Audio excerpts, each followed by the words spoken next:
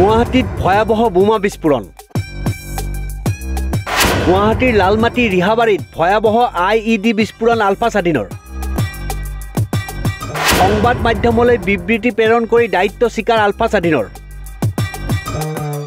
অনাগত দিনত আৰু ভয়াবহ পৰিস্থিতি হোৱাৰ সকিয়নি। আলফা স্বাধীনৰ ঈশান অসম স্বাক্ষৰিত সংবাদ মাধ্যমলৈ প্ৰেৰণ কৰা এক বিবৃতিত এই বোমা বিস্ফোৰণৰ দায়িত্ব স্বীকাৰ কৰে আলফা স্বাধীনে। বিবৃতিটোত আলফা স্বাধীনে কয়, সংযুক্ত মুক্তি বাহিনী অসম সংগঠনে প্ৰতি বছৰে ঔপনিৱেশিক ভাৰত ৰাষ্ট্ৰৰ তথাকথিত স্বাধীনতা আৰু গণৰাজ্য দিৱস পালনৰ প্ৰতিবাদ কৰি আহিছে।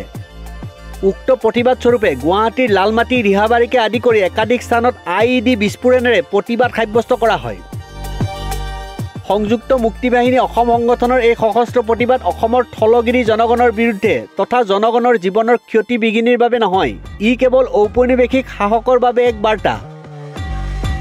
তেওঁলোকে সংযুক্ত মুক্তি বাহিনী অসম স্বাধীন সংগঠনক বিভিন্ন বিশেষ বিশ্লেষণৰে তুচ্ছ তাচ্ছিল্য কৰি ঔপনিৱেশিক ৰাষ্ট্ৰৰ 15 আগষ্টৰ তথাকথিত স্বাধীনতা দিৱস আৰু 26 জানুৱাৰীৰ তথাকথিত গণৰাজ্য দিৱস জাকজমকতাৰে উদযাপন কৰি থলগিৰি জনগণৰ মনৰ পৰা অসমৰ গৌৰৱোজ্জ্বল স্বাধীনতাৰ চিন্তা চেতনাক নিষেধ কৰাৰ যি অভিসন্ধি সেয়া কেতিয়াও আমি মানি ল'ব নোৱাৰোঁ আৰু ই কেতিয়াও সম্ভৱ নহয়। সেয়েহে আমাৰ এই সশস্ত্ৰ প্ৰতিবাদ। অসমৰ হেৰুৱা স্বাধীনতা যেতিয়ালৈকে পুনৰ প্ৰতিষ্ঠা নহয় তেতিয়ালৈকে ঔপনিৱেশিক ভাৰত ৰাষ্ট্ৰৰ বিৰুদ্ধে এনে প্ৰতিবাদ অব্যাহত থাকিব।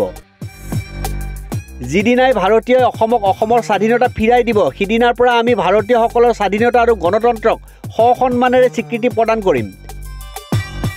আনহাতে ঔপনিৱেশিক ৰাষ্ট্ৰ সামৰিক কোষবিলাকে আমাৰ প্ৰতিবাদ ৰোধ কৰিবলৈ যিমানেই নিষিদ্ধ নিৰাপত্তাৰ আৱৰণ গঢ়ি নুতুলক কিয়, আমাৰ প্ৰয়োজন অনুসৰি আমি অসমৰ যিকোনো প্ৰান্তত আমাৰ সশস্ত্ৰ কাৰ্যসূচী ৰূপায়ণ কৰিব পাৰোঁ।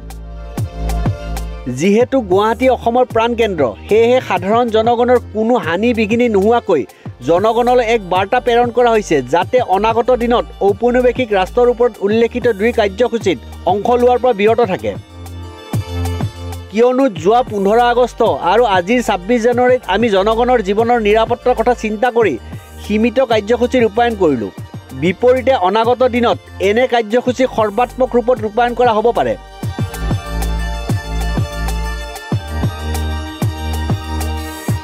News desk report, news 13।